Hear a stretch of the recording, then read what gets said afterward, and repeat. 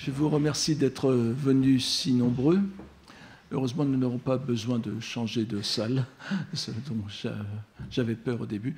Je remercie tous les organisateurs de cette très belle soirée, de ces belles journées sur un concept qui nous enchante tous, même les non-indianistes. Je voulais tout d'abord prévenir que tout ce qui va bien marcher dans ces 3 journées sera dû à Lynn Borsaboudon et Sylvia Dintino qui ont magnifiquement préparé. Tout ce qui ratera est malheureusement dû à mon incurie et je vous prie de m'en excuser par avance. Je laisse tout de suite la parole à Lynn avant de la reprendre tout à l'heure. Évidemment, vous avez retenu là l'exquise modestie de Jean-Noël Robert. Réalisme. Est-ce que vous m'entendez, même sans micro? Non. Bien, je vais essayer. I will start in English, in fact. So, ladies and gentlemen, dear colleagues and friends, it's a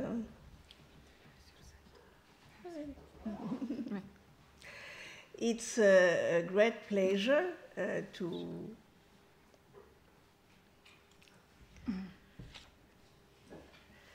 It's a great pleasure to welcome you today and express my debt of gratitude for your presence, whether you come from a very long or maybe less long distance, and the mark of your friendship is deeply appreciated. Now, you will allow me to shift to French, because the audience is mixed. Yet the English text is on the screen, although I perfectly know that most of you perfectly understand French. Donc je reprends. C'est avec un immense plaisir et beaucoup de reconnaissance que nous vous accueillons, vous qui venez de loin ou parfois de plus près, mais toujours en vous arrachant à d'autres tâches. Et nous vous remercions pour ce temps que vous nous offrez et pour ce témoignage d'amitié. En guise d'ouverture à notre colloque, j'aimerais parler des 2 œuvres qui sont reproduites sur le programme et sur l'affiche. Elles figurent parmi les sculptures d'un temple Pallava de Mahabalipuram. Et leur thème est inédit dans l'histoire de l'art indien. Il s'agit en effet de Shiva, enseignant les règles du théâtre à Bharata, l'auteur mythique du Natya Shastra, et en pendant, puisqu'il la forme diptyque en quelque sorte, du même Shiva, enseignant à Tandu l'art de la danse. De même que la murti condense et coagule, comme le veut l'étymologie du terme, l'essence de la divinité, ces 2 images me paraissent concentrer en elles plusieurs des thèmes de notre colloque. En premier lieu, la question de la transmission dans ses différents aspects, et d'abord dans la relation qui s'instaure entre le maître et son disciple.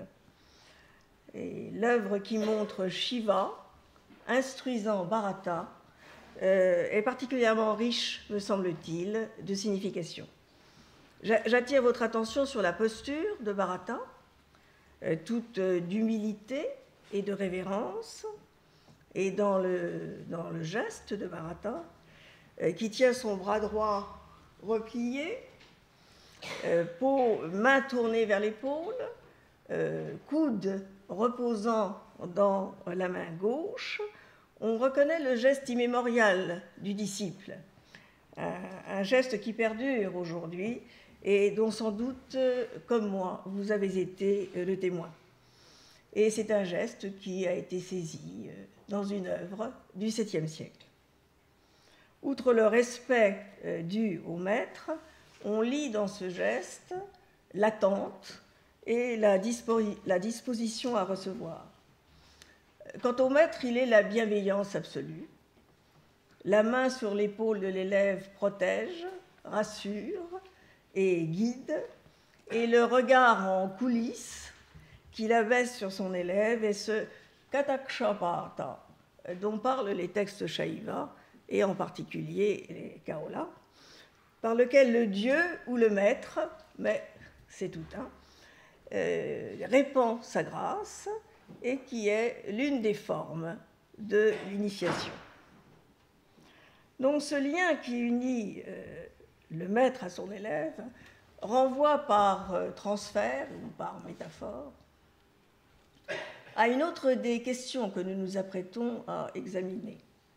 La relation qu'entretient un texte avec ses commentaires, ou encore celle qu'une tradition textuelle, la littérature dramatique par exemple, est susceptible d'entretenir avec la pratique dans laquelle elle est appelée à se réaliser. De surcroît, il y a là un admirable exercice de transposition d'un texte dans un autre support. C'est la pierre qui traduit les mots. Et la traduction est au cœur de notre problématique. Ce mythe d'origine dont j'ai parlé et dont le Natya Shastra fait très longuement le récit devient ici un texte solide. Et avec cette formule, je l'emprunte à Polmus, professeur au Collège de France, qui voyait dans les temples indiens l'exemple d'un cinéma solide. Enfin, il faut voir dans ces deux images une dédicace discrète mais fervente à Louis Renou, dont c'est cette année le 50e anniversaire de la mort. Autre figure de maître, un grand maître, et qui a rayonné bien au-delà de l'indianisme français. Et c'est pourquoi aujourd'hui c'est pour nous un honneur et une joie d'avoir avec nous deux de ses élèves, Edwin Gero et Charles Malamoud.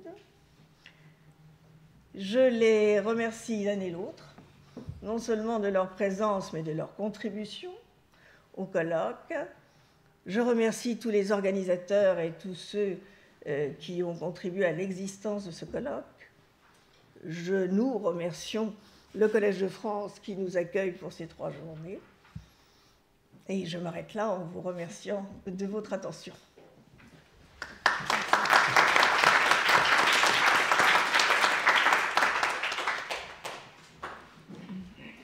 Il me revient d'ajouter à ces remerciements quelques observations sur le contexte et, disons, de l'idée, de la conception de ce colloque, à un moment où la philologie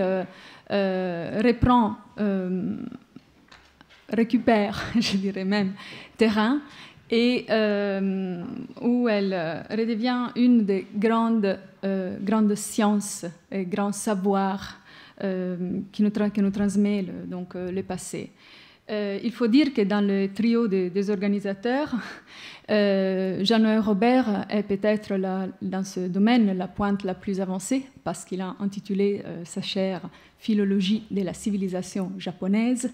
Vous voyez que la philologie donc, est à l'honneur, mais aussi elle prend une place très, très importante, non seulement pour la lecture des textes, pour retrouver ce qui fait sens, je cite donc Sheldon Pollock, d'un texte, mais pour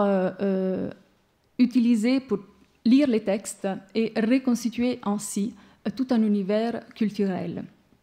L'univers culturel indien, parce que c'est de l'Inde qu'il s'agit et de la spécificité indienne, est très vaste. Et déjà, la première critique qu'on pourra nous faire et que nous avons déjà prévue par ailleurs, c'est qu'effectivement, on n'a pas pu tout mettre dans ce colloque. il y a beaucoup de réflexions sur la littérature indienne ancienne, en sanskrit, et un peu moins sur la littérature moderne et contemporaine, mais vous allez voir que nous avons fait place aussi à des réflexions sur l'émergence d'autres langues indiennes, donc des différentes langues indiennes, notamment le Canada, et une réflexion plus transversale donc sur les traductions, les transferts, des langues, entre langues voisines et entre langues lointaines, notamment le persan et l'arabe d'un côté, le chinois de l'autre. Donc il me reste à moi-même aussi de remercier tous les participants, qui sont des collègues extraordinaires et des amis, et tout particulièrement pour ma part Limba Saboudon, qui a fortement cru avec moi dès le départ dans ce projet.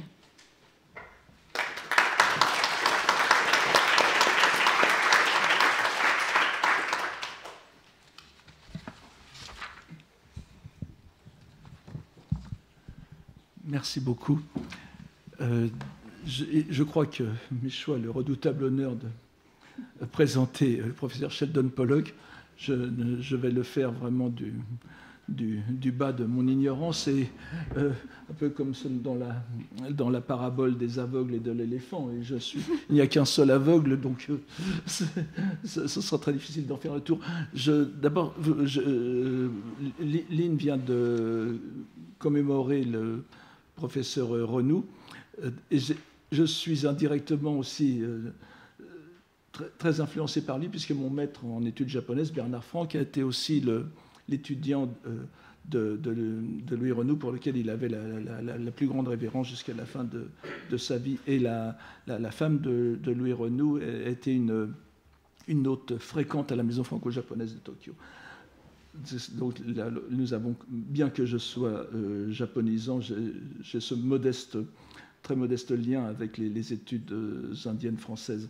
Pour ce qui est du professeur Pollock, bien sûr, comment le présenter? Donc je voudrais simplement dire ce que j'ai appris à la lecture de ces œuvres, qui pour moi, enfin, évidemment, comme pour tout le monde, bon, vous savez très bien qu'il est entre autres le responsable de la clé Sanskrit Library, dont nous étions désolés d'apprendre qu'elle avait été interrompue après, je crois, la moitié à peu près du projet, qui est un peu l'équivalent de ce que dirige notre collègue Anne Chang au Collège de France, avec la collection de la bibliothèque chinoise, qui est aussi une bibliothèque des classiques chinois traduits en bilingue et en français, donc et qui continue. Et j'ai été très, très heureux d'apprendre, grâce à Sylvia Dintino, que cette Clay Library allait continuer sous une autre forme en Inde, et que nous pouvons avoir.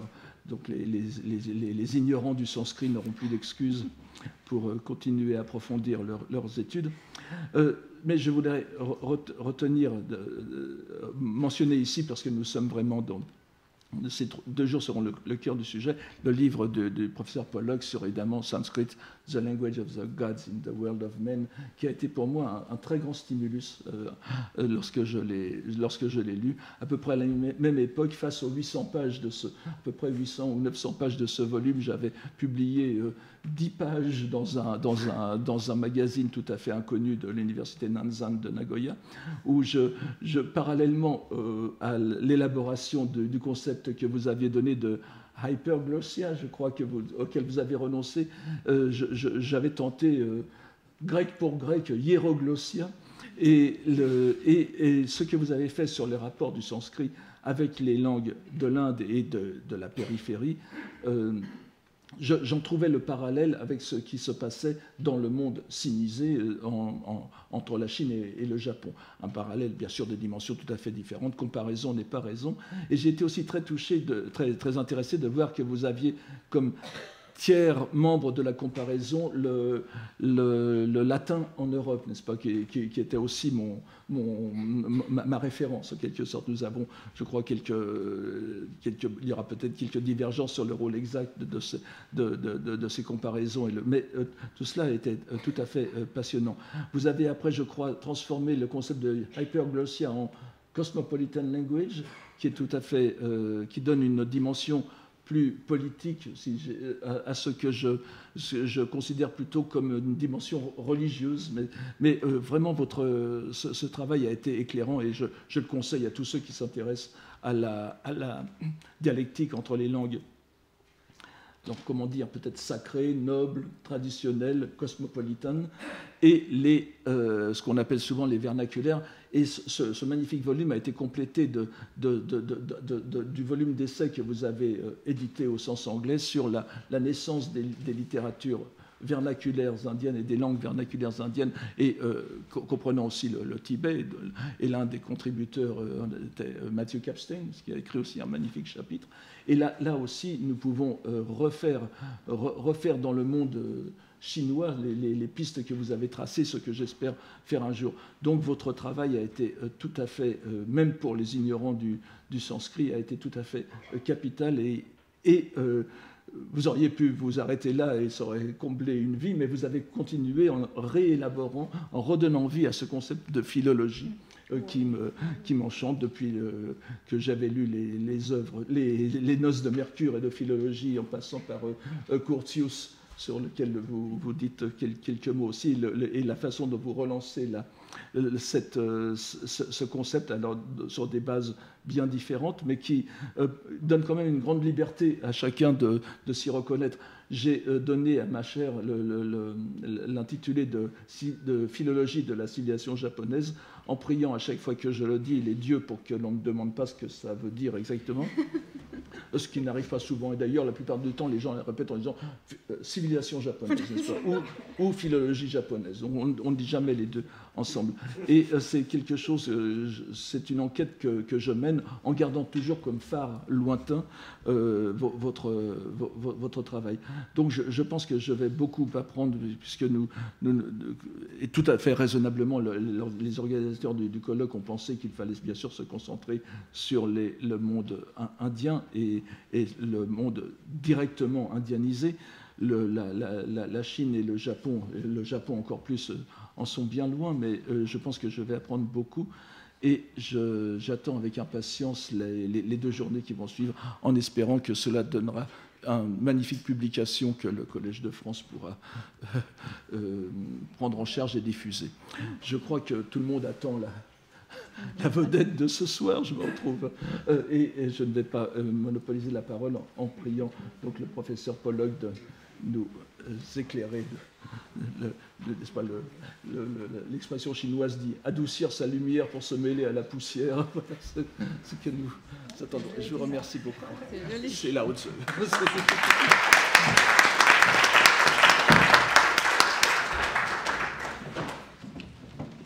Je suis très honoré d'être invité, de parler avec vous ce soir. Et je remercie Lynn et Sylvie et tous les gens qui ont travaillé pour faire ce colloque. Enfin, il faut que je donne la leçon en anglais. Si vous avez des questions, enfin, vous pouvez les poser en anglais et je répondre en anglais. Lynn m'a dit que la plupart des gens seront les indianistes, et alors j'ai désigné de lecture pour les indianistes, mais il y a des choses pour les autres aussi, j'espère. Quand elle m'a invité, j'ai dit, I have to speak English now. When Lynn invited me, I said something like, Visheshata sarvividam samaje vibhushanam maunam apanditanam. That's to say, when you're in the presence of really learned people, the best thing that foolish people can do is to be quiet. And then she said, oh, these are very good people, and that they always turn the molehills of a person's virtues into mountains. So I take you at your word, and I accept it, and I came just last night from Jaipur, so I'm a little shaky, so bear with me. So let me start there. I'm going to talk for about 50 minutes, and I don't want to bore you or to put you to sleep, so I'll try to keep to that. I don't have a clock, but I have an iPhone, so I'll keep my eye on the time. The very fact that we have gathered here to discuss not a particular religious or philosophical or literary question, but Indian philology as such marks an important occasion in our discipline and area of study. Even if some of us think of ourselves as students of religion or as students of philosophy or students of literature, we are all, in the end, philologists, insofar as we are concerned, as Sylvia said, with making sense of texts, which is the minimalist definition of philology, a much-defined term that I want to offer you this evening, making sense of text. All of us were trained by scholars who even more explicitly thought of themselves as philologists, since most of them were educated in departments that were called philology departments, and even some still exist. Before the great transformation that occurred, at least in the United States, about 50 years ago, which turned philology departments into area studies departments. The same sort of transformation that's happening in the UK, parts of Germany, the Netherlands, not quite yet in France, but perhaps it's coming. What's surprising is that despite its central place in our lives, philology should be so rarely discussed. My own teachers, and I had some of the great teachers at Harvard in the 60s and 70s, in the classics department and in the Sanskrit Indian Studies department, all of them were philologists, and they never told their students what philology was. They never told us where it came from. They never told us explicitly how to do it. The fact that this issue is now on the table in Paris and in many other venues around the world, I'm going to a very similar conference in Tokyo very shortly, is something surprising. Why is this happening? I myself have thought that the renewed interest in philology has to do with philology's fall from grace, its loss of status and support in most parts of the world, and for those of us who are Indianists, the most catastrophic loss of all is in India itself. I mean, I keep saying that, I keep being smashed for that, but please find some way to correct me if that's not true. Which leaves us, at least the most apocalyptic among us, like me, with the prospect that we may soon be facing a world without philology for the first time in 3,000 years. Some of you will have a less apocalyptic and more intelligent explanation, but whatever the cause, it's a very happy consequence that at last we are collectively and directly inquiring into the nature of our discipline and its areas, and asking, in our case, how Indian philology can thrive and contribute more broadly to humanistic inquiry. The World Philology volume, which I edited a few years ago, I think it was, with Ben Ellman at Princeton and Kevin Chung from Academia Sinica, was one attempt to begin a kind of global conversation, comparative, historical conversation about philology. But when editing that book, I was struck by three, let's call them silences. It was very surprising. No contributor to that book, and there were, I don't know, a dozen very smart people, No contributor contested this singular number of our title, World Philology. I mean, Ben said, well, let's call it philologies. I said, no, Ben, we're not going to call it philologies. We're not going to just add an S without an argument. So nobody contested the singular number, World Philology. I was very struck by that. But nobody tried to show how philology might have a global form. Second silence, while many of the essays recorded a tension between philology's core components, addition and interpretation, ecdatics, hermeneutics, they presented this tension only as a historical fact and not as the puzzle that I think it really is. Why is there this tension between these core components of philology? The last silence, and for me this was the biggest silence and the most worrisome, because I've decided to talk about it and I'm not sure I know what I'm talking about. The biggest and most worrisome silence was over the question of the history of philology that we were busy writing in this book. I mean, the book is a history of world philology, but nobody asked how the history of philology should relate to the practice of philology. I mean, we sit and read texts with our students. Why do we care about the history of philology? Now, I began to realize a few weeks, I only had a couple of weeks to write this paper, but into the time of writing it, I began to realize that nobody answered these questions because they're really hard. And I should have realized that before starting to write this paper. They're very hard, and I'm not sure I've done a very good job trying to answer them. But that's what I'm trying to do today. I just spoke about the discipline and the area of philology, so let me start with those.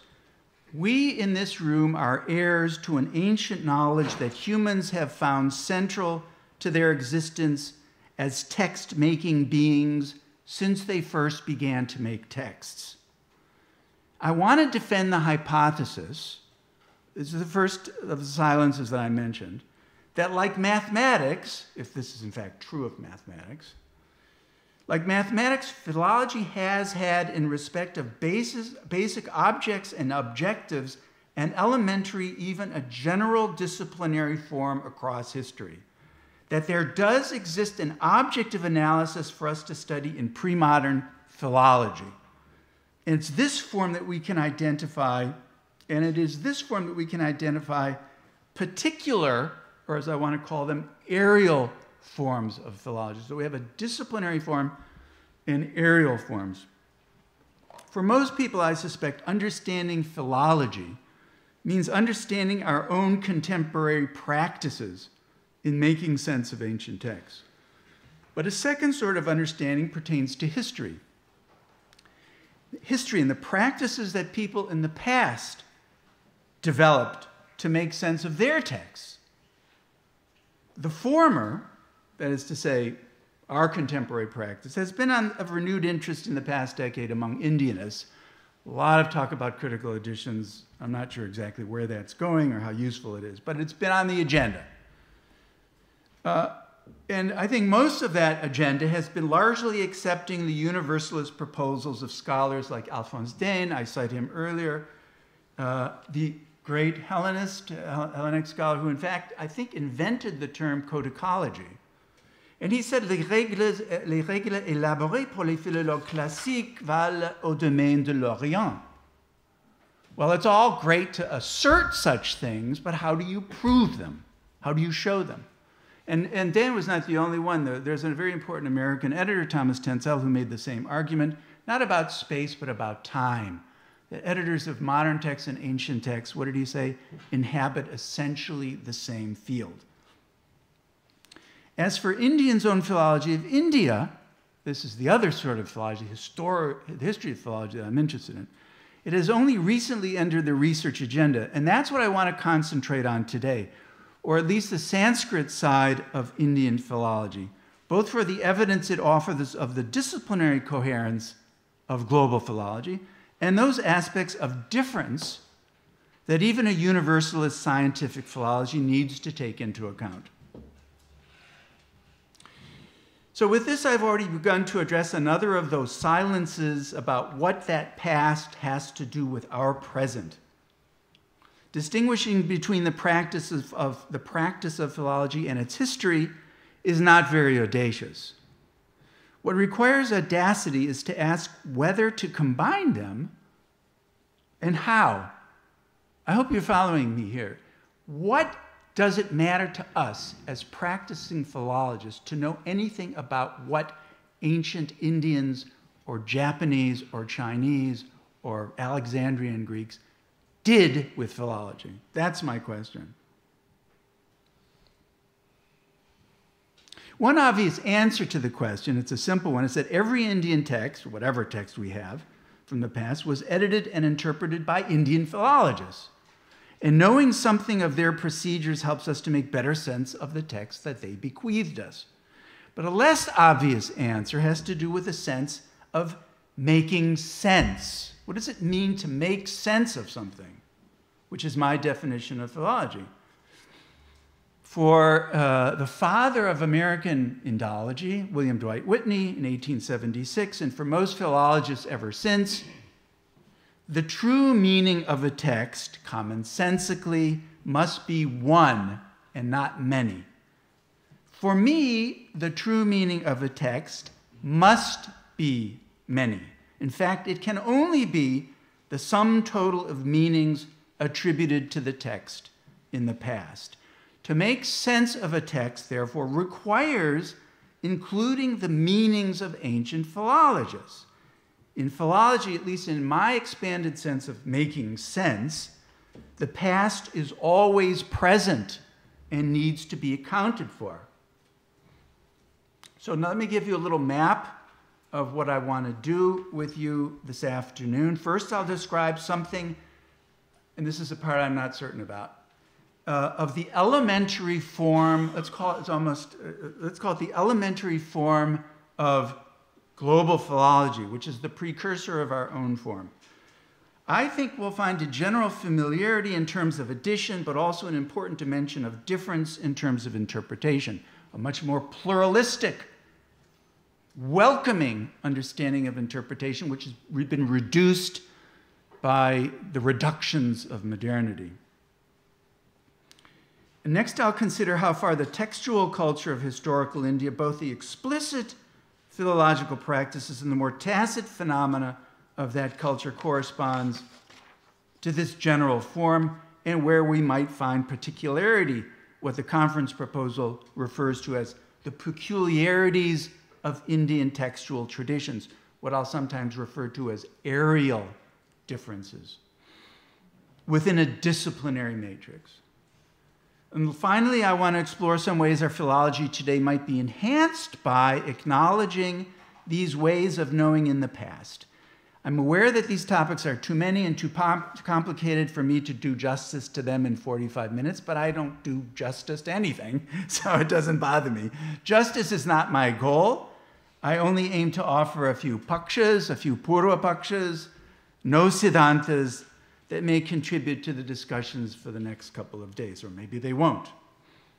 Maybe this will just remain a dead paksha, but that's fine.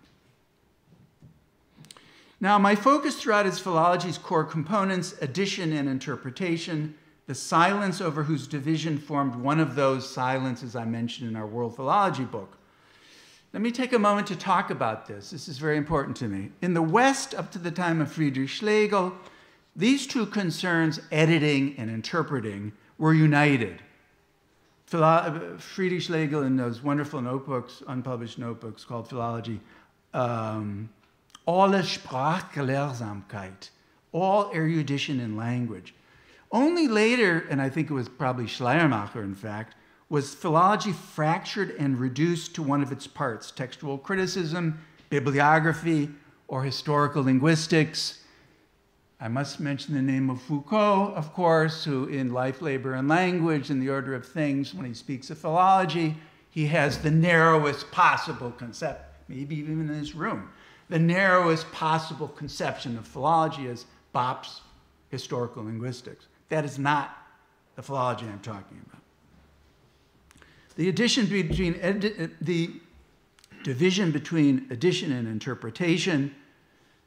Interpretation, as Dilthey really saw clearly, was the invention of philologists, and the core theory of their practice has now hardened, this division has hardened into a disciplinary and conceptual given.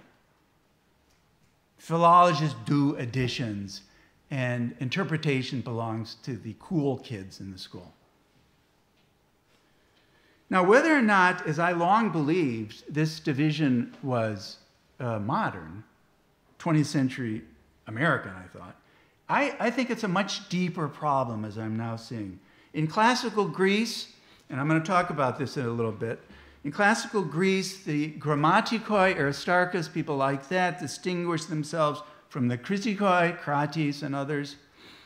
In the Latin world, as my friend Jim Zetzel reminds me, philology was always torn between emendatio and ineratio, improving texts and explaining them. In China, the transition that Ben Elman sees in the early Qing from philosophy to philology could in fact be seen as the tipping of the balance from hermeneutics to ecdatics. India, in this scenario, is kind of an exception, actually. Epistemologically seen, there is no split. There cannot be a split. Constituting a text and interpreting a text, as Pasquale put it, are ultimately one and the same thing. To use an idiom, an Indian idiom, addition without interpretation would be blind, like prakriti without purusha. And while interpretation without addition would be paralyzed, like purusha without prakriti. And I'm going to treat them in what follows as two basic and mutually constitutive elements of philology that they are. So let me now proceed. This is an astonishing act of audacity to talk about global philology in about 5 minutes. But we're among friends, right? And you won't mind if I make a fool of myself. So let me try to do that. Does philology possess anything like an elementary set of disciplinary objects and objectives across space and time? To answer this question requires a degree of knowledge that few possess, the expansiveness of a large monograph, and patience for vast scholarly disagreement. I happily have none of these gifts, and so I'll provide instead an absurdly brief sketch for classical Rome and Greece on the one hand, and Song and Qing China on the other, that depends very much on the work of colleagues. I mean, I was trained as a classicist, but I know anything about China. But I have very good friends who do, Martin Karen at Princeton, Ben Elman at Princeton, and the elusive Susan Charniak. I'll have to pass over some interesting general symmetries, such as the usually vast chronological gap between the author and the witnesses available to pre-modern philologists. This is an interesting, self-evident, but interesting global phenomenon. We are distant from the texts. We are distant from the authors whose texts were. And the witnesses we have are often 1,000 years or more distant from the people who wrote them. Authorial manuscripts have all vanished, and little to no external information about an author's intention is available. I'll also say nothing about the material conditions of philology, although this interests me, except to note that the major transition from papyrus to parchment and from scroll to index in classical antiquity, from manuscript to print in Song China, has really no analogy in India. The recent talk about the Kagaz Raj, the paper kingdom, I think is slightly overstated, in fact. Printing was known in India from the 16th century, perhaps earlier in Tibet, but it was rejected. I'll say nothing about philological form, except to note that the Sanskrit commentary, like the later Greek and Latin scholia, after the rise of the Codex, was a marginal practice. It occurred in the margins. We have tripatas, we have panchapatas in the Sanskrit world. This is similar to what's happening in medieval Europe, unlike Chinese, where the commentary is interlinear, right interrupting the text. Never happens in India. I won't say anything about scribal practices, except to note that Indian copyists, like the Chinese, were less distant from the classical world, from the ancient world, than was their medieval Latin counterparts, who often understood little of the text and inhabited a much altered social environment, ecclesiastical rather than scholastic. All these phenomena, I mean, this could be a fabulous comparative historical research project, but it's going to have to wait for another occasion. I want to talk about addition now, first of my instances. There is no treatise on addition surviving from classical Greece, and the scant information we have makes it hard to get a sense of the ancient editor or scribe at work. While notable forms of philology antedated the early 3rd century BC, including Aristotle's Homer criticism, which I want to return to, the founding of the library at Alexandria, of course, marked a new moment. Philology was not actually a project of the state, but the state helped create one of the conditions of possibility with the requirement that every ship docking in Alexandria send its copies, its manuscript for copying. And somehow the proliferation, and I don't say it was a completely unprecedented proliferation, but the proliferation of copies of the same work available in Alexandria, in my view, I'm a complete outsider, but in the view of this outsider, what are the conditions of possibility for stimulating philological inquiry that led to the invention of addition, ekdosis, through emendation or diorthosis? What were the essential theoretical propositions of this philological engagement? This is how I see it. The most important were first that every text had a history of transmission, which produced textual change. Second, there was one true and proper form of the text. This is what Franco Montanari says in our book. One true and proper form of a text. They're kind of Whitneyan in this. Third, there's no éloge de la variante here. Third, that this text was the creation of a single individual. There is not a collaborative, collective authorship.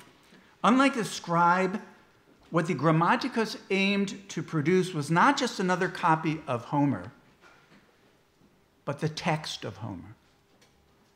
In the Hellenic book trade, people were copying Homer all the time and producing more Homers, more copies of that text. What happened in the 3rd century was that the grammaticos copied a text and produced Homer's text. It was a real moment of, it was a sort of moment of revolution, revelation. Xenonides knew a philological sign, the obelus, indicated not that a line needed correction, but that it was possibly inauthentic, not part of the one true proper form. Identification of interpolation was refined by Aristarchus, the 6th librarian, who also invented the Hypomnema, the self-standing commentary, using criteria completely familiar to us: narrative, coherence, style, decorum. This is all completely familiar. This is not another country, if I can put it that way. The Vulgata was still regarded with such reverence that athetized lines were preserved and not deleted. The analysis of lexicon and preoccupation of the grammaticoid breathed the same quasi-historical spirit. Homer's ancient words had grown obscure over time, but their authentic sense could be found and recorded in glossaries. This is what Aristophanes, the 4th librarian, did. The methodology for operationalizing the textual history, this textual theory, has long been debated, but almost certainly included collation, conjecture, and consideration of modus scribendi, an author's larger compositional habits. In China, a totally different world of data awaits us. It's astonishing. Boy, I sometimes wake up and I say, why didn't I go into Chinese studies? More information about editorial technique than you can ever want. Regulating text, eliminating textual discrepancies was a perennial cultural project of the state, long before the Song. But the tendency grew ever more pronounced from the 11th century when the expansion of the civil service exam required uniform text. Textual falsification was a threat everywhere. By the late Tang, the state had issued a royal edict against interpolation. A royal edict against interpolation, that's pretty cool. And by the Song, examination questions were set concerning the authenticity of the received texts of the classics. All this philological thinking was obviously marked by a strong sense of historicity. It also presupposed the existence of a single authentic text that could be recovered through philological scrutiny. The key text-critical qualities evinced among the Song philologists included rejection of conjecture, emendation on the basis of source documents, and as Ben Ellman tells me, the evidential research scholars in the early Qing, they enumerated 122 types of textual error. An astonishing full account of collation practice. People kept their collation sheets. Amazing. One aspect of the 13th century print revolution, if you've never read Susan Cherniak's article, I recommend it highly, but the Song print revolution did something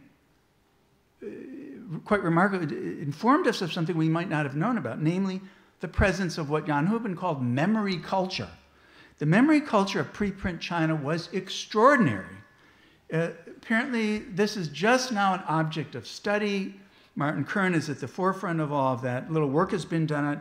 But it seems that the memory culture of pre-print China was vast, not just for the classics, but for other forms of literary culture, such as anthologies. Now, that was the form of addition in my general elementary model of global philology, using Song China and classical Greece and Rome as my example. Let me now turn to interpretation. It's 10 minutes to 5. I think I have a half an hour from this point. If not, I'll cut. So that's what I'm thinking. So let me talk very briefly and quickly about interpretation. Servius, if you ever read Servius as a kid in college Latin class, you get a good sense of what he was about. The work as a whole was of very little interest to Servius. It was line by line. It was questions of grammar, Latinity, history, religion, very little contemplation of the work as a whole. And this, it seems to have continued the work of the Alexandrian critics, who pursued a kind of hermeneutical parsimony. This was first enunciated by Aristarchus, who famously asserted that Homer should be understood via Homer alone, Homeron ex Homeros aphenidzein, without, he said, wasting your time on anything not said by the poet. This seems to have been directed toward philologists who were prepared to read into a work as well as to read out of it. And there were a lot of those guys, starting with Aristotle. Aristotle's Homeric Questions has disappeared, but we know a lot about what he was interested in. He was interested in solving problems in the epic, inconsistencies, moral difficulties, paradoxes. Why was Polyphemus, the son of a god and nymph, born as an uncivilized cyclops? This kept Aristotle awake, apparently. These Aristotelian zetemata became Servius's quaestio, the question why the deity Juno was called Saiva, for example. Later Stoic and Neoplatonic critics, starting as early as the Crates, the Pergamene that I was talking about in the mid-2nd century, intensified this interpretational tendency with a style that inaugurated one of the great hermeneutical contests of European history, namely allegoresis, particularly important in the biblical tradition. Porphyry, as you will probably remember, is key here, 5th century Neoplatonist, who allegorized the whole Odyssey, seeing it as the story of the soul's struggle for liberation from the body, something that was reproduced over time as late as 12th and 13th century Byzantium. Chinese hermeneutics is far more difficult for me to talk about briefly, but I want to just say two things. I'm very interested in the history of Confucian text interpretation. I know too little about it, but it seems to be a very open field of pluralistic struggle.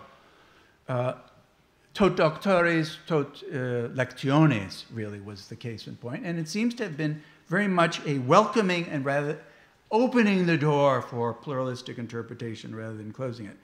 One point. The second point has to do with some interesting developments in the Song.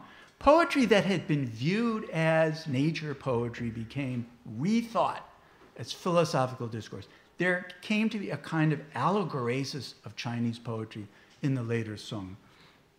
Such interpretation is now viewed as recklessly distorting, But the medieval audiences for which it was designed welcomed them with enthusiasm. Allegorical interpretation led to a kind of Aristarchan backlash in the Ming and early Qing, whereas I've noted philologists moved away from moral speculation to narrow historical problems, above all, textual authenticity. Okay, now how far, there's my little model then of global philology. How does India fit into all of this? That's the point, and that's the main point of this talk, and I'm finally going to get to it. So here we need to distinguish between practices that were made explicit in the acts of editing and interpreting in pre-modern India, and those that were left tacit. There were a lot of things going on in the world of philology that Indian philologists were unaware of, but they created the conditions of possibility for their work. Explicit Indian philology shows substantial conversions with the form that I just outlined for you. Tacit philology offers some areas of aerial particularity. Explicit Indian philology was never systematized, which is odd given that our Sanskrit world was a world of exhaustive, totalizing systematization. Everything from raising horses and onward was systematized. Why was philology not? I don't know. It's a good question. In the case of edition, there is no book on how to edit a text. There is not a word for editing. Shodhana maybe, but nobody was ever called a Shodhaka in classical India. We're left to figure out the principles of editing from the philological commentary. I put that in bold typeface, because philological commentary was something new. Philological commentary was invented at the beginning of the second millennium. It did not exist earlier. Philological commentary did not exist before around 900 AD. This is my Purvapaksha. Maybe someone will attack me. I was trained as a Mimamsaka. Mimamsakas always say, you have to have very strong pakshas. The philological commentary did not exist before the 10th century. How's that for a paksha? We don't know why it started. Pretty clearly it started in Kashmir. Pretty clearly it was directed to literary texts and to epic texts. I think there are good reasons why it was directed to those texts, having to do with the nature of Shabda and Artha. I won't go into that now because there's not enough time. We know that virtually an entirely new vocabulary, text critical vocabulary was invented. Pata, variant. Prakshipta, interpolated text. Kalpita, conjecture text. Agata, received text. Later sometimes called sampradayika. Obviously there was a very ancient tradition of exegetical commentary from across the traditions, very old in Pali and in the Jaina tradition and so on. By and large, exegetical commentators were not interested in the textual constitution of the text. Here's an example. Kumarila, the greatest exegetical commentator in human history, here's another Purvapaksha, has only 3 places in his entire oeuvre where he discusses the textuality of the text, and he's not really talking about the text. The famous one is Tatsamprayoga, instead of Satsamprayoga, the definition of perception. But that's not a variant reading. He's worried about the philosophical complications of that Vertikara's rereading of the text. Philological commentary is a 10th century invention. Also a 10th century invention is the Vaidika commentary. Its conditions and concerns are very different. It's very striking that the Vedic commentary never, at least to my knowledge, ever concerns the textual condition of the text. Sayana and Madhva and Ravana and all these people are interested in what the text means, but they're not interested in the textuality of the text. For obviously, there are good reasons for this, the stability of the Vedic text, putative stability of the Vedic text over time. But it's also interesting that the whole range of new scriptures that are arising in the first millennium, Mahayana, Shaiva, Vaishnava scriptures, nobody ever defends the authority of those scriptures on the basis of their textuality. these are spoken by God. They're Buddha Vachana. But in the Mahayana case. But the textual embodiment is irrelevant. It's a very curious contrast to what happens in medieval Europe. Indian conformity in edition. Commentators usually functioned as editors, and they all shared similar conceptions of recension and the authorial intention and textual coherence on which recension depends, but very few explain their procedures. I've collected a whole bunch of material from their earliest guys, Dakshinavartanatha, a 12th century Kerala scholar. He examines, as he says, variants in manuscripts from various regions and brings them together. The great Chola Pandita and Vyakyartha Chudamani, by the name of Udali Varadaraj, who edited the Ramayana, refers to examining multiple manuscripts from multiple regions, and so on. Nilakanta says exactly the same thing. We know nothing at all about their collation practices, but collate they did.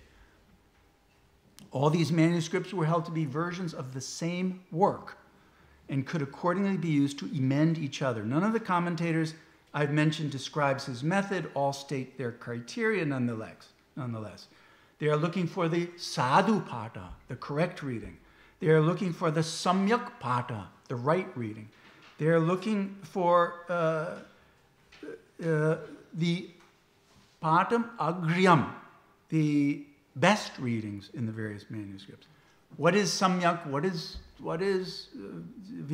samichina? What is sadhu? What is agriya? It's very difficult to get these principles out of the actual commentary. By and large, our commentators were Alexandrians. They drew the best reading from wherever they could find it. They were eclectic in the best modern sense. Regionality was a condition of the edition, but not a determinant. So some of these categories I was talking about, sadhu and so on, refer to grammar, metrical, or other sort of norm. And we know from the most ebullient and articulate of these commentators, namely Vallabhadeva from mid-10th century Kashmir, that Harunaga and others have worked on. We get a lot more information. I'm going to have to skip that now. He's published it elsewhere, so we can ignore it.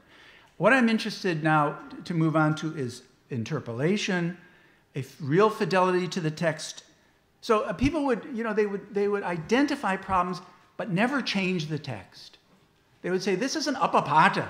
This is something wrong here. But they would leave the text and only record the correct, the samyak pata, the sadhu pata in their commentary. Similarly, prakshipta, a prakshepaka verse, an interpolation. What would happen in this case? This was a second millennium conceptual invention. Commentators identify interpolations by a wide range of criteria: manuscript collation, narrative coherence, stylistic and aesthetic refinement, usus scribendi. I've seen commentators say, Kalidasa doesn't use this anywhere else in his work, so it can't be right here. That's usus scribendi. And I've collected a whole number of these wonderful arguments about the nature of interpolation, but that will have to wait another day.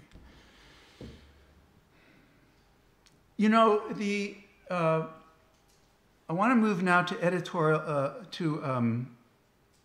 interpretive method. So I've looked at edition and interpretation in Song, and I've looked at edition a little bit quickly. I want to talk about interpretation in the Indian tradition for a while. You really can't do justice to the complexity and intelligence of Indian hermeneutics without obviously talking about Mimamsa, which is the Vakya Shastra, which is the sentence science of classical India. It's quite an amazing level of care and control that's used by the Mimamsakas. I wish I had time to go over the various adhikaranas, particularly in the third pada, the third pada of the first adhyaya of the Mimamsa Sutra, which shows you how etymological interpretation has to be constrained. This is a Pikanema adhikarana, that only one meaning can work in a given context, Yavaraha adhikarana. How from direct statement to linga all the way onward, Balabala adhikarana, there is a very precise calculus of the meaning of language in the Mimamsa system. At the same time, Mimamsa was not averse to allegoresis. There's a wonderful section in the Mantralinga Adhikarana, a great chapter of the Mimamsa system. Do mantras have any meaning? Is the paksha there. Because there was a school that said it didn't matter what you said, you just say it. You say it exactly and it works. You don't have to know what it means.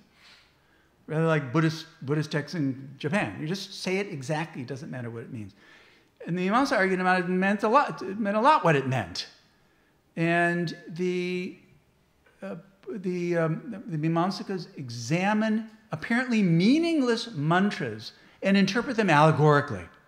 This is the beginning, in my view, of this whole allegorical scene in India, which I now want to talk about a little bit further. Our first epic commentator is a guy named Devabodha. He was in Kashmir, probably lived about 1000 AD. Devabodha understood the Mahabharata as a single work. He understood it as a coherent work. He invented a method of exegesis called the Tatparya, Tatparyartha approach, in which he would summarize every major section of the Mahabharata according to a particular argument. For him, the Mahabharata was 4 shastras in one, dealing with the 4 Purusha Arthas, or the main goals of human beings. Devabodha, 1000 AD, saw this text as intelligible, coherent, and single. He, like others, he went out just like the Zetemata of Aristotle or the Quaestio of Servius. We begin to get, particularly in the Ramayana tradition, a trope or a topos called the Shanga. Every time there's a moral problem, every time there's an ambiguity, a paradox, the commentator has to stand up and describe the problem. This is a Shanga. This becomes, in the Hindi tradition, particularly in Ramcharitmanas, a whole genre, the Shangavali genre, where the Kathavachaks would present the Ramayana by a series of Shangas. This is precisely what happens in the Ramayana tradition, and it becomes a core component of the exegesis of the epic. Finally, the last issue about interpretation, just as we saw in the case of the Neoplatonics and to some degree in Song China, allegoresis becomes the key exegetical maneuver among a great part of South Indian exegetes from the 12th, 13th, 14th century onwards, mostly Sri Vaishnavas. For them, the Ramayana is a full allegoresis of the human's quest for moksha. And there are places in the text where commentators fully set out the equations. So in sum, Indian philology largely recapitulates the great model that I've described in both edition and interpretation. Texts were unitary creations embodying the intention of a single author, even for genres such as itihasa or epic that many today consider paradigms of composite authorship. While the unified authorially intended text was exposed to corruption in transmission or to interpolation, it could be purified, shuddha, shodhaniya, by the judicious assessment of variance through manuscript collation. Unoriginal material, no matter how compelling the evidence of its unoriginality, would always be kept, would never be suppressed. In this sense, the text as transmitted was inviolate. Criteria of textual criticism were developed in harmony with this fundamental principle of unity and coherence. If variance could be adjudicated on the basis of antiquity, for example, it was because of the conviction that the older the reading, the closer it brought us to that authorial original. The notion of interpolation developed into the widespread criterion it became only because texts were viewed as coherent wholes. Regional variation was the variation of a single text, and no conception of textual pluralism is visible. Such features never constrained larger interpretations, such as allegoresis. On the contrary, they enabled them. And generally speaking, hermeneutical pluralism, even over-interpretation, was permissible or welcome, rather more so than in Alexandria or in late imperial China. Now, I'm going to shift gears. I've got about 10 minutes left, so hang with me here. I want to talk about Indian difference. I think my title of my presentation was Addition, Interpretation, and Difference. I want to talk about difference for a moment. So we find broad areas of agreement on the objects and objectives of philology around the globe. Textual authenticity, coherence, intelligibility, the need for and procedures of correction, the wide possibilities of interpretation across the world history of philology. However much specific reasons and methods may have varied. Most of these are also entirely familiar to us.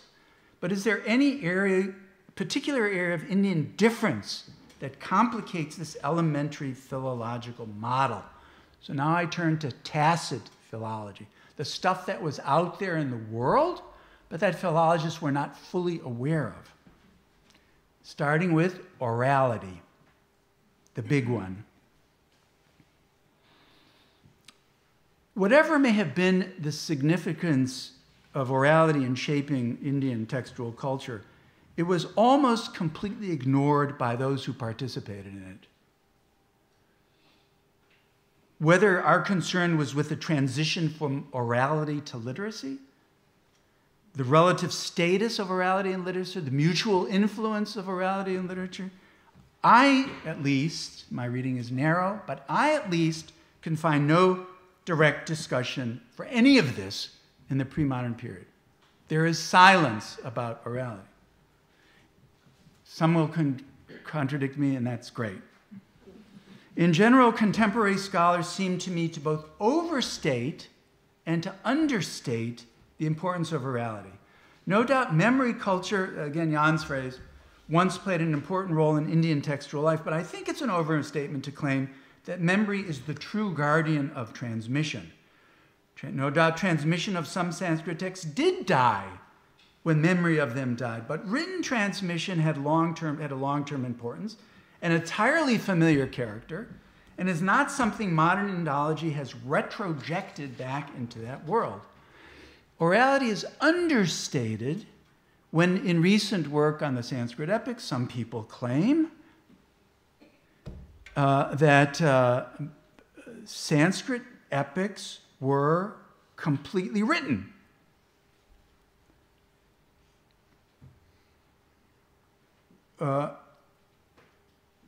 That Sanskrit epics were written documents from the very start.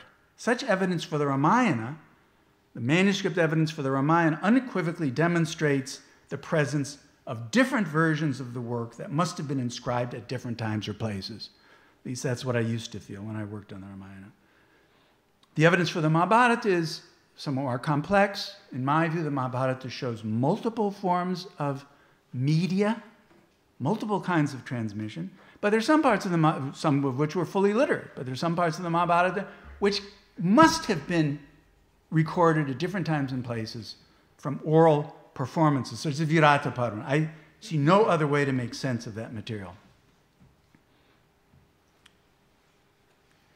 The role of the oral in India is understated in two other areas I want to quickly talk about, and these are interesting. Fully literate texts, such as Kampan's Ramayana or Tulsi's Ramcharitmanas, just a brief turn to the Deshabhashas, were experienced predominantly through oral performance and possibly transmitted orally to some degree, but with astonishingly rare textual variation. I'm not sure how that happens. Could the memory culture of the Vedic tradition have set a standard for the transmission of these quasi-scriptural works outside the Vedic sphere? Why is there no variation in the Ramcharitmanas or Kampan Ramayana? In other genres, and this is curious, in other genres of a purely laukika sort, and I'll talk about this at some greater length, the oral has exerted just the opposite effect. Consider the Bhartrhari Shatakatram, which I've re-edited. This great work of lyric poetry, let's call it, shows indubitably the influence of living memory practices. It exhibits variants that are neither scribal errors nor learned corrections, but quasi-oral variants, patabedas, in what was nonetheless fundamentally a literate culture. Here the Sanskrit world presents philological challenges unfamiliar to the classical tradition, where manuscript copies do not represent, this is Tarrant speaking, Richard Tarrant, Manuscript copies do not represent different versions of the work, but rather scribal attempts to reproduce a single form of a text. In India, transmission was usually unbroken, not radically interrupted as in the West. Sanskrit transmission was also usually not defined. Manuscripts moved across scripts and regions, were compared by copyists and editors and amended, in addition to being affected by variants alive in memorized transmission. That said, in a large array of other genres and in a large array of other genres, oral variation, whether structural or episodic, is entirely absent. Many Shastric texts, such as a work recently much re-edited, Nyaya Manjari from 10th century Kashmir, a work on Nyaya, presents no textual critical problems that cannot be addressed by the general rules of classical and contemporary philology, like Monsieur Sheldon has pointed out. As for radical discontinuity, some Indian text traditions were indeed exposed to it, such as Northern Buddhism in the early second millennium, and the fate of many texts did indeed hang by a thread, as slender as that of many Greek and Latin texts. Kautilya's Arthashastra, Shantideva's Shiksha Samutya, single manuscript, Kalhana's Rajatarangini, and so on. Very interesting case that Lynn and I are both working on, Abhinavagupta's Abhinavabharati. It's something like a work as important as Kant's Aesthetics. The text completely disappeared from the place of its origin within a generation, without a doubt. It disappeared. Nobody in Kashmir had read Abhinavabharati. It went south to Gujarat, where for 2 generations, 4 people read this text. We can follow, we know who they are. Then the text disappeared. Nobody else in India ever read that work until the 20th century. It wound up in a single manuscript in northern Kashmir, in northern Kerala, Malabar. So we've got a whole range of things here. We've got a theory of Indian philology, therefore, remains to be developed that is sophisticated and flexible enough to account for such widely divergent transmission phenomena as evidenced by the epics, partly oral, partly written, the Shatakataram, deeply affected by oral variants, purely literate culture, discursive texts with multiple witnesses like the Nyaya Manjari, which are completely familiar to us, and then a unicum like the Abhinavabharati. Pre-modern Indian philologists themselves developed no theory to deal with such complexity. I want to just briefly talk about a couple of areas of difference after orality, and now this array of transmission complexity has to do with regionality, which I think is very unfamiliar to China and to Western Europe as well. When Indian philologists refer to the regionalization of recensions, and Nilakanta says, I got text from here, I got text from there, I got text from the north, text from the south, they never refer to it as a problem. It's just a fact. Strikingly, most works of Sanskrit that are widely disseminated exhibit regionalized diversity. The 2 epics divide in a north-south axis. Curiously, the northern tradition of the Mahabharata is very conservative. The southern tradition of the Ramayana is very conservative. Go no. Bhartrahari's corpus divides in a north-south axis. And we have a whole range of other things. Sanskrit plays often have 3, 4, 5 different regional recensions. The Amru Shataka, another work I've recently edited, has 4 different regional recensions. This is a complicated thing. How this comes about, I don't know.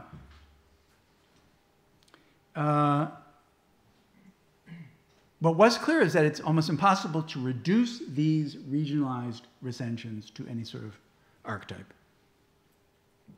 There are a range of questions for a history of difference in Indian philology that I can only raise, and I wish I had time, and I'm running real short. I've got 5 minutes and I'll be finished. A range of questions I wish I had time to talk about. One has to do with translation. Massive phenomenon in India across intra-India and inter-India China. Massive evidence of translation, never discussed, never theorized, never named. Anuvada is a Sanskrit word, another meaning. Only in modern Hindi does it mean translation. Why were vernacular languages were spoken everywhere by every Sanskrit pundit never philologized? They were off the philological map. Was there any relationship between textual practices and religious confession, as there was in Europe, obviously? It was at least the Protestant philology, sola scriptura. There was a Jaina and a Buddhist aesthetics. We know we have little fragments of their vision of aesthetics, but was there a philology? I've already mentioned that India never experienced a philological revolution directed towards scripture. Scriptural texts always and forever escape text critical scrutiny. So understanding Indian philological difference and philology in general, the aerial aspect and the disciplinary aspect is clearly a work in progress. I'm getting to my peroration here. Why this work should progress at all, why we care about any of the stuff I've just talked about. It depends to a large extent on the question, our answer to the question I raised earlier, whether our present practices have any need at all to take account of the philology of India's past. Most people think we don't. Alphonse Dane thought we did not. The rules apply everywhere. There's my last section. It'll take me 3 minutes. Philology as the discipline of making sense of aerially located text. The answer to this question, whether the past matters does, depends on the answer to a more basic question. What does it mean in my definition of philology to make sense of a text? What does it mean to make sense of a text?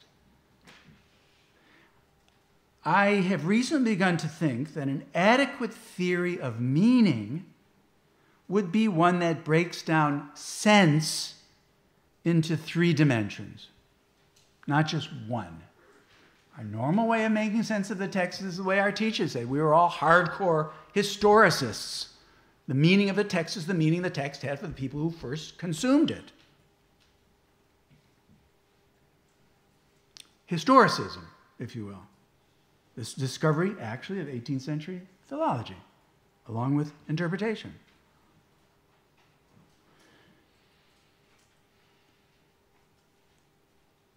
If you read philosophical hermeneutics, and you don't have to actually read philosophical hermeneutics to make this argument, but if you were to look for a good source, you would look at, say, Gadamer.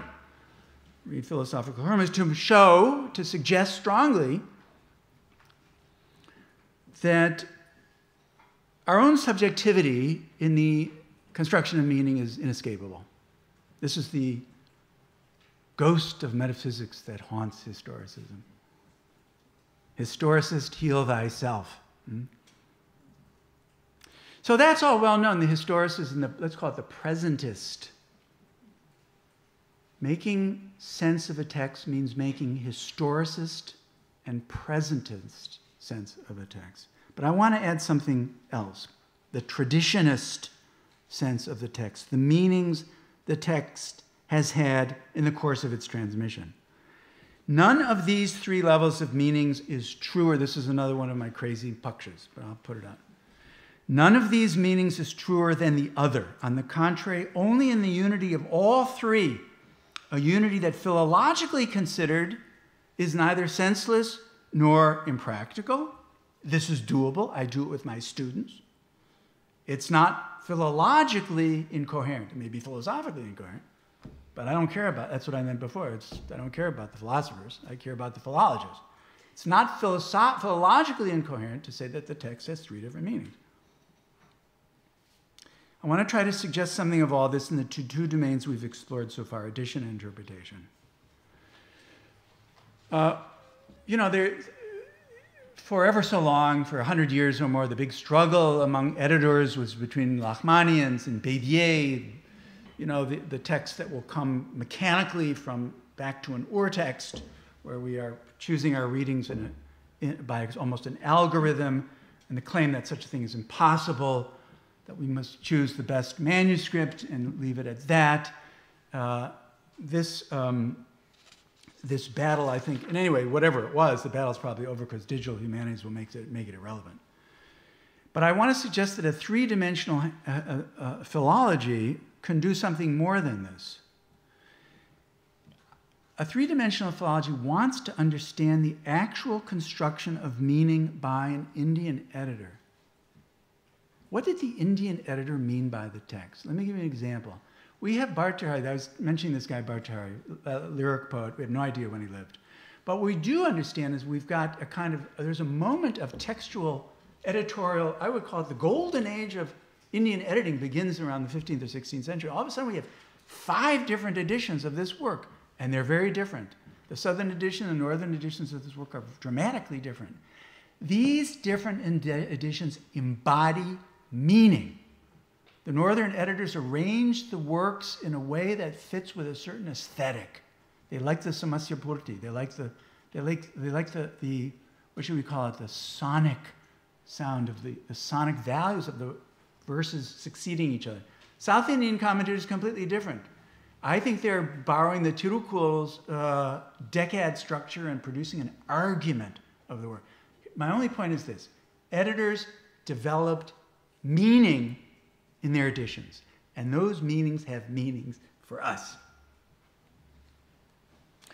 That said, you know, when Didi Kosambi does his edition for Kosambi, there was a historicist view of the text. The text had one meaning. There was one correct reading. Kosambi often got the right reading. So what do? We know there's a correct reading in a certain place. Well, I just take it. I take the correct reading and I say, well, that's southern or northern. You know, we've got his structure. I'm following his structure, but there are going to be places where he just dropped the ball. And that's okay for me. So I can be historicist, I can be traditionist, and I can be presentist simultaneously and not feel bad about it. It's in the realm of interpretation, I'll stop with this. Realm of interpretation, I'll give you just 1 minute on this. That the full force of this multi-dimensional philology bears, I think, its fruit. We've seen, and I haven't been able to show you as well as I would have liked because of time constraints, we've seen how the historical global model of philology offers a far more open domain of interpretation than contemporary philology would allow. Remember Whitney. The Veda has one meaning and one meaning only, period. In India in particular, interpretive principles such as Nitartha and Nayartha among the Buddhists, Samvriti Sat, Paramartha Sat, Vyavharika Sat, Paramarthika Sat.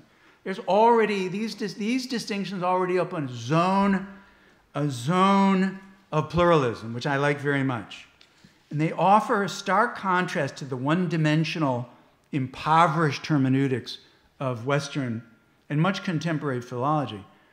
Current scholarship on the epics, for example, offers a reprise of a 19th century agon between analysis and synthesis. It's kind of odd, but nevertheless, it seems to me absurd to deny the historically layered quality of the Indian epic text. The manuscript tradition testifies to this on virtually every page of their critical edition. But it's also clearly absurd to reject an entire millennium or more of a reading practice that held the text to be coherent, meaningful wholes. But we don't have to choose. Why are we being asked to choose? We can be both synthesis and analysts simultaneously. The Ramayana can be understood simultaneously on a historicist plane, as I once to describe it, as a post-Ashokan fictional account of a new political theology of the earthly god king. It can be described on a traditionist plane as a fully unitary narrative in general, and a Sri Vaishnava allegory about the soul. And on a presentist plane, it can be described, well, you could describe it however you really like. I mean, a political hope, political threat, gender model, gender anti-model.